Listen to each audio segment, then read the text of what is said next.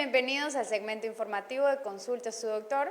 Soy la doctora Briones y nos encontramos desde Clínicas MedBio, en donde estaremos abordando un programa muy especial, dado que este es el último programa de la serie sobre cáncer de mama que se abordaron en octubre, mes de la concientización sobre la lucha sobre el cáncer de mama. El día de hoy hablaremos sobre pronóstico de esta enfermedad y de pronóstico nos referimos a la evolución de esta enfermedad en dependencia de algunos estudios y algunos exámenes de laboratorio. Para esto me encuentro con el doctor Gonzalo Granados. Él es especialista en ginecología y obstetricia y tiene una subespecialidad en mastología. Quisiera agradecerle, doctor, por encontrarse con nosotros brindándonos esta información tan especial para nuestros pacientes que se encuentran visualizándonos a través de las diferentes redes sociales y los canales de televisión. Muchas gracias, doctora Briones, por la invitación. Y además de agradecerte, quiero felicitarte por esta serie de programas que has realizado en cuanto a cáncer de mama se refiere. Muchísimas gracias, doctor. Para comenzar esta charla, esta conversación acerca de cáncer de mama, me gustaría saber ¿qué maneja la mastología? ¿De qué se trata y qué hace un mastólogo? Muy buena pregunta. Podemos definir a la mastología como una de las especialidades más nuevas en la medicina.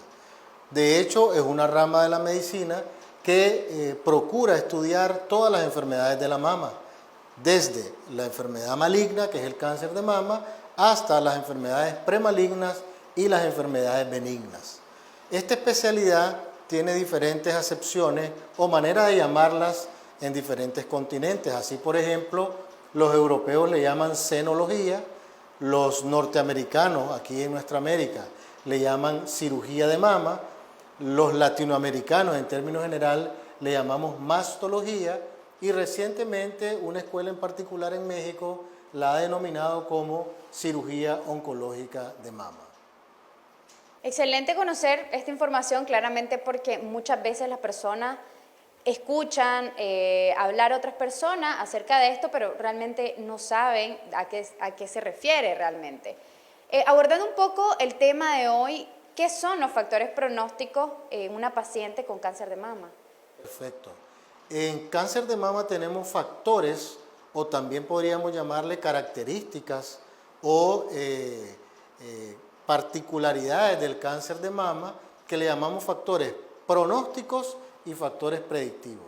Como bien usted señaló, los factores pronósticos nos dicen cómo se va a comportar la paciente en el futuro, es decir, en cuanto a sobrevida, en cuanto a periodo libre de enfermedad, en cuanto a recidiva local o recidiva a órganos a distancia, lo que llamamos metástasis. Y los factores predictivos, pues como el nombre lo dice, son características que nos van a predecir qué es lo que va a ocurrir en cuanto a los tratamientos. Fundamentalmente tratamientos médicos, sean estos hormonales, químicos o tratamientos específicos a célula diana. Claramente tenemos que saber que cáncer de mama es una enfermedad que está abordada por múltiples especialidades. Como lo hemos estado hablando en los otros programas, donde hablamos con radiólogos, hablamos con oncólogos quirúrgicos, hablamos con ginecólogos, y la verdad es que esta es una enfermedad que es de todo y para todo. Realmente no existe predisposición por el sexo, que estuvimos hablando recientemente, porque afecta tanto a hombres como a mujeres. Me gustaría hablar cuáles son estos factores pronósticos y preventivos en las mujeres con cáncer de mama. Perfecto, efectivamente, y sumando a tu comentario, el tratamiento y el manejo y el diagnóstico es multidisciplinario. Por eso siempre decimos que todos podemos aportar un poco hacia el bienestar del paciente. Particularmente los factores pronósticos son aquellas características tales como la edad, es decir, mujeres jóvenes versus mujeres mayores de 50 años, el tamaño del tumor, la afectación de la axila o de los ganglios axilares, la etapificación de la enfermedad, y esto tiene que ver con tamaño del tumor, afectación ganglionar, presencia o no de metástasis. Asimismo, la presencia o no de receptores hormonales como los receptores de estrógeno, los receptores de progesterona, otro tipo de receptores tipo el HER2, algunas proteínas como marcadores de proliferación celular tipo el Ki67, entre otras características, nos permiten saber cómo se va a comportar la enfermedad. Y además, La Organización Mundial de la Salud suma a esto algunos factores pronósticos tales como el acceso a un buen diagnóstico y el acceso a un buen tratamiento, puesto que si no tenemos estos dos factores fundamentales, evidentemente el retraso en el diagnóstico y el retraso en el tratamiento inciden sobre la sobrevida del paciente. Claramente, y en la actualidad hemos estado nosotros conversando también acerca de que el diagnóstico temprano se ha dado con todo el advenimiento y el acceso que tenemos a los estudios de imagen. Claramente en nuestro país tenemos acceso de forma gratuita a mamografías, tenemos acceso gratuito a ultrasonido y esto le ha permitido como país a Nicaragua evolucionar en el sentido de hacer diagnóstico de forma más temprana. Entonces, esto es muy importante para todas las mujeres y también los hombres que se encuentran visualizándonos, pueden realizarse o acceder a estos estudios de imagen de forma gratuita a través del Ministerio de Salud. Hablando también acerca de los factores pronósticos, el tamaño del tumor al momento del diagnóstico es un factor bastante importante. ¿Qué nos podría decir de esto?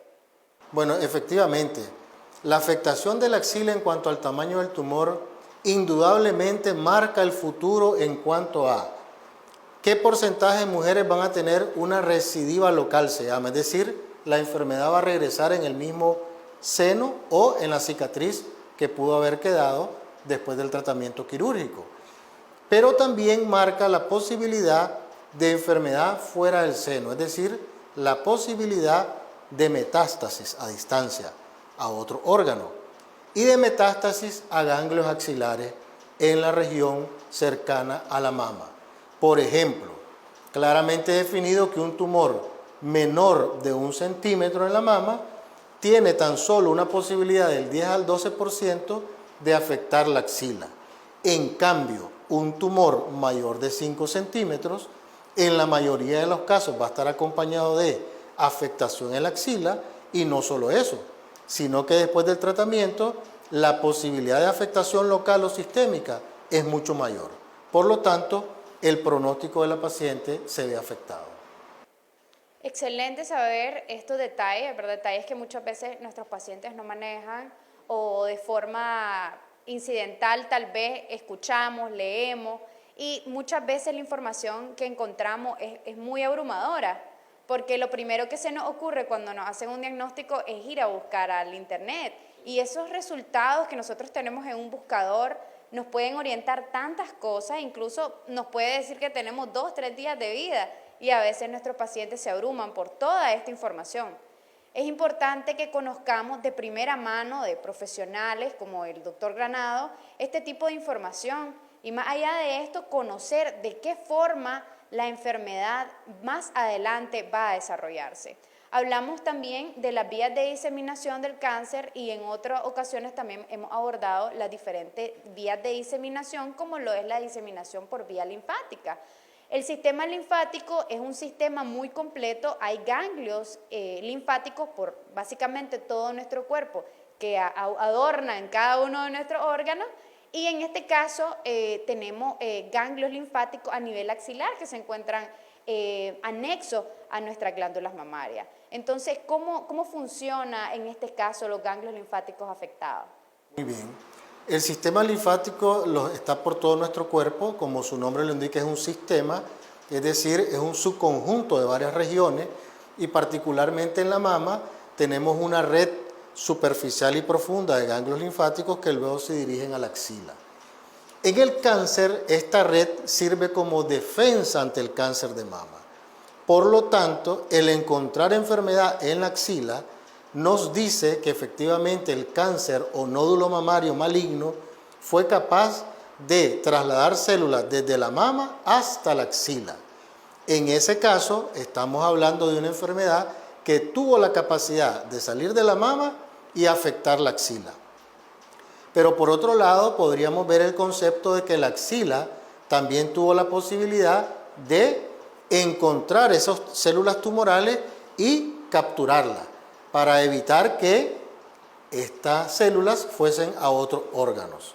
Es decir, es un sistema de defensa de nuestro organismo, no solamente ante infecciones, sino también ante problemas malignos o cánceres.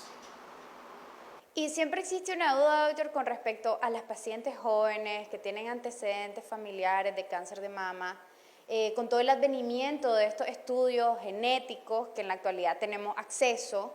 Realmente, ¿cómo son estos estudios genéticos y qué nos predicen, qué nos orientan estos estudios? En primer lugar, tocar el tema de la edad. En pacientes jóvenes, el cáncer de mama se desarrolla un poco más agresivamente.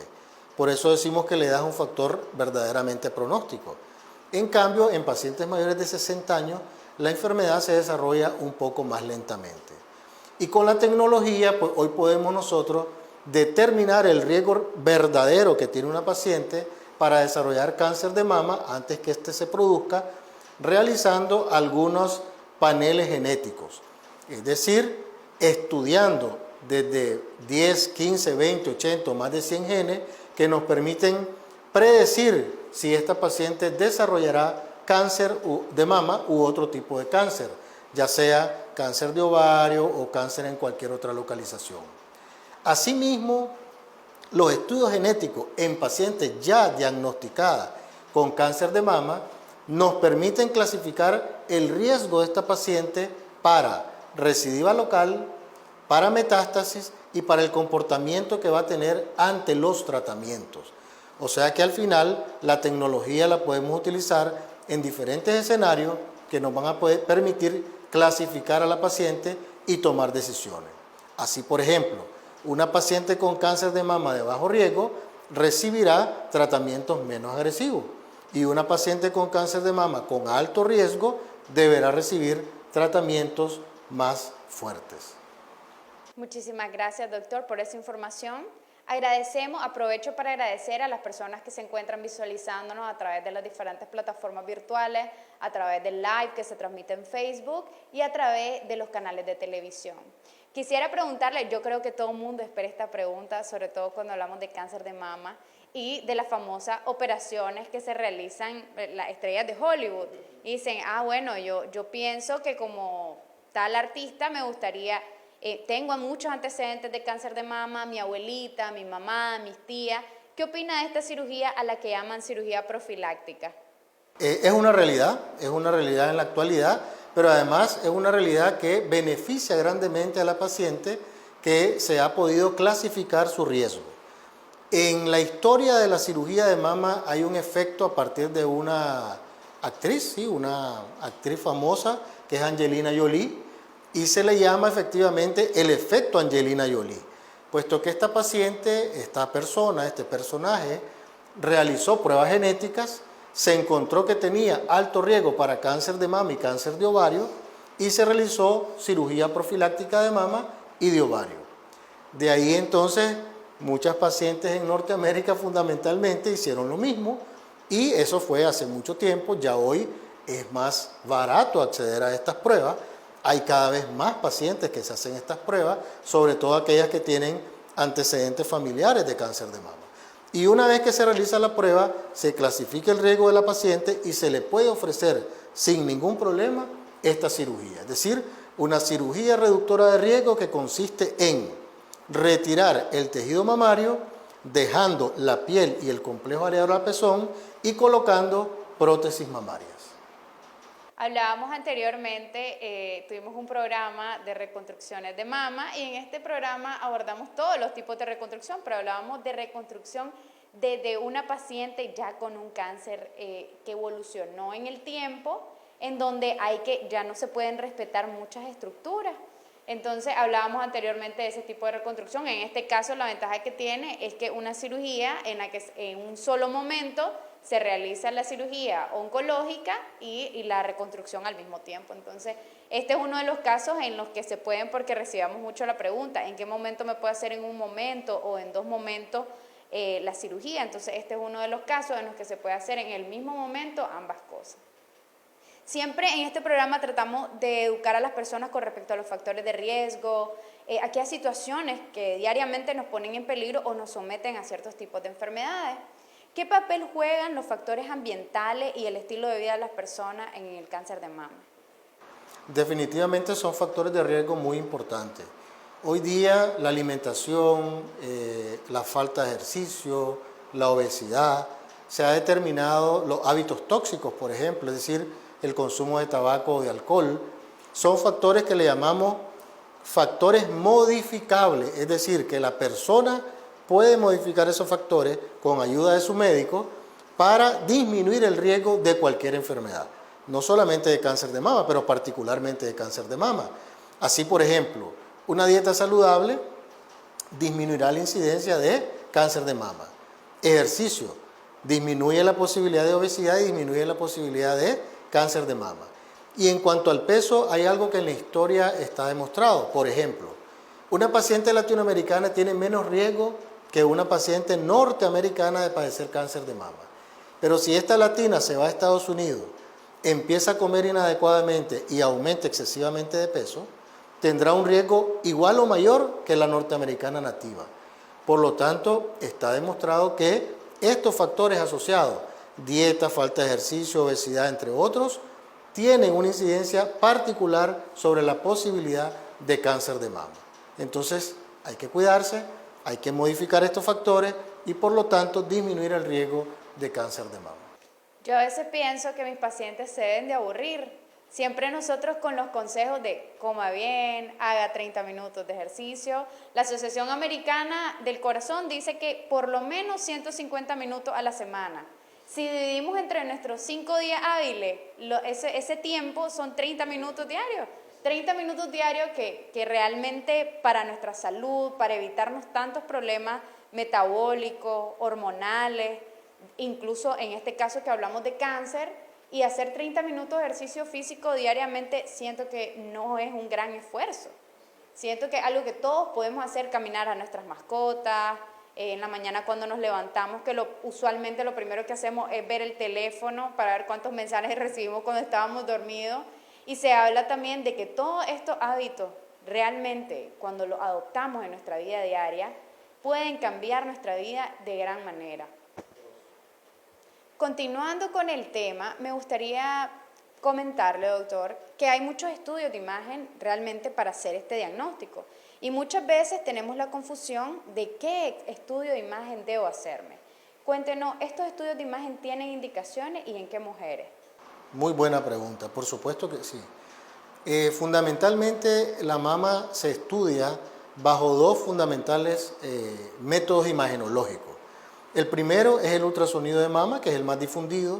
Lo podemos utilizar a cualquier edad, esa es la realidad. Una paciente de 20 años que consulta por dolor mamario, por ejemplo, enviamos un ultrasonido de mamas y caracterizamos este tejido mamario y podemos encontrar quistes, nódulos o cualquier alteración que nos permita hacer diagnóstico. Pero el método imagenológico que ha demostrado disminuir la mortalidad por cáncer de mama hasta en un 30% es la mamografía. La mamografía es un estudio de rayo X modificado para la mama que se debe iniciar a partir de los 40 años de edad. Cualquier paciente, cualquier mujer con o sin factores de riesgo debe realizar mamografía a partir de los 40 años de edad. Y entre los 40 y los 50 años de edad, cada 2 años o según factores de riesgo. De los 50 a los 60 años de edad, una vez al año. Y después de los 60, depende de las características de la paciente, de la disciplina que haya tenido en esta caracterización mamográfica y del médico que ya conoce a su paciente. Hay situaciones especiales. Una paciente, una mujer, una persona cuya madre fue diagnosticada, por ejemplo, a los 45 años de edad, debe realizarse una mamografía 10 años antes del diagnóstico de su madre. Por lo tanto, le corresponderá a los 35 años de edad. Y hoy día no solo tenemos difundida la mamografía digital, sino que también tenemos mamografías entre comillas especiales, que son las mamografías 3 dimensiones o llamadas tomosíntesis, que son útiles sobre todo en mujeres que tienen mamas densas por su edad, porque la densidad mamaria se ha considerado un factor de riesgo, sobre todo por la imposibilidad de hacer diagnóstico de algunas lesiones muy pequeñas. Y por otro lado, también tenemos la resonancia magnética de mama, que es muy útil en pacientes que son portadoras de prótesis mamaria, aunque también podemos hacer mamografía en pacientes que tengan prótesis mamarias con una técnica especial de compresión que se le llama técnica ECLUT y que realmente es diagnóstica. En conclusión diría que hay que realizarse chequeo médico, imágenes que son ultrasonido de mama, mamografía, resonancia magnética de mamas. Excelente. Muchísimas gracias, doctor, por esa información. Y me gustaría comentarle, una paciente joven con mama densa, con factores de riesgo, ¿usted le recomienda a sus 30 años tomosíntesis o ultrasonido? Ambos. Primero tomosíntesis complementado con un ultrasonido de mama. Eso permitirá tener una buena caracterización del tejido mamario. Excelente, muchísimas gracias, doctor. Quisiera terminar este programa, doctor, preguntándole dónde podemos tener una consulta con usted, cuáles son sus contactos, dónde da su consulta privada, para todas las personas que se encuentran visualizando, que tienen este problema, que quieren tener una valoración médica, tal vez algún antecedente de cáncer de mama, mamá, papá, hermanos, tías, su abuelita. Cuéntenos, doctor. Gracias, cómo no. Antes de darte estos datos, yo quisiera nada más dar un consejo a todo el público que te ve, y es el tema de acudir a su consulta médica anual. No importa que sea con un mastólogo, con un cirujano general, con un ginecólogo, con el médico de cabecera de la familia, porque a partir de esta consulta profesional pueden obtener consejos ideales, exámenes pertinentes para poder hacer detección oportuna de cáncer de mama. Hay que recordar que entre más temprano hagamos el diagnóstico es mejor. Tumores muy pequeños, se puede hablar incluso de curación en cáncer de mama. Estoy ubicado en Clínica La Font, aquí en Vía Fontana, semáforos Club Terraza, media cuadra Lago, y pueden escribirnos al 888-25652 o llamar al 2278-0454. Muchísimas gracias, doctor. Nuevamente aprovecho para agradecerle a todas las personas que siempre visualizan este programa. Los invito a que vean toda la cantidad de programas que hicimos. Todos los miércoles de octubre se transmitió un programa alusivo al cáncer de mama. Pues cerramos con broche de oro con el invitado del día de hoy y nos vemos hasta la próxima.